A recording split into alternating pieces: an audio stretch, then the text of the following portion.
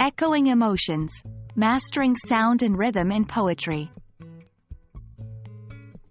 Hello, and welcome to our English language learning channel. Today, we are going to delve into an exciting part of creative writing, more specifically, poetry. We are focusing on sound and rhythm prompts, the magical elements that can transform your poetry into a melodious masterpiece. Sound and rhythm play vital roles in creating the music in your poetry. The sound refers to the phonetic elements and the use of literary devices such as alliteration, assonance, consonance, and onomatopoeia. Rhythm, on the other hand, is the flow of the syllables in your poem, the beat or pattern that gives it a tempo. Rhythm can be structured or free, depending on the form of poetry you're working with.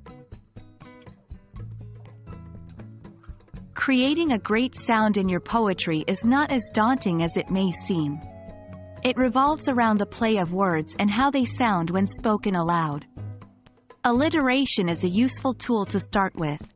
It involves the repetition of the same sounds or the same kinds of sounds at the beginning of words or in stressed syllables.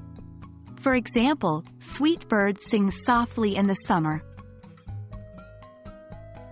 Assonance, on the other hand, is the repetition of vowel sounds in nearby words. An example could be, the fading day and falling dew. Consonance refers to the repetition of the same consonant two or more times in short succession. For example, pitter-patter, or all's well that ends well. Lastly, onomatopoeia refers to the process of creating a word that phonetically imitates or suggests the sound that it describes. Words like buzz, murmur, pop, and sizzle are examples of onomatopoeia. Rhythm is the heartbeat of your poem. It's what makes your poetry come alive and dance on the page. The rhythm is created by the stressed, or emphasized, syllables and unstressed, or not emphasized, syllables. This pattern of stressed and unstressed syllables is what we call meter. An excellent way to start understanding rhythm is by reading poetry aloud and feeling the beat of the words. You might also want to explore different types of meters like the iambic, unstressed, stressed, trochaic, stressed, unstressed, anapestic, unstressed, unstressed, stressed, and dactylic, stressed, unstressed, unstressed.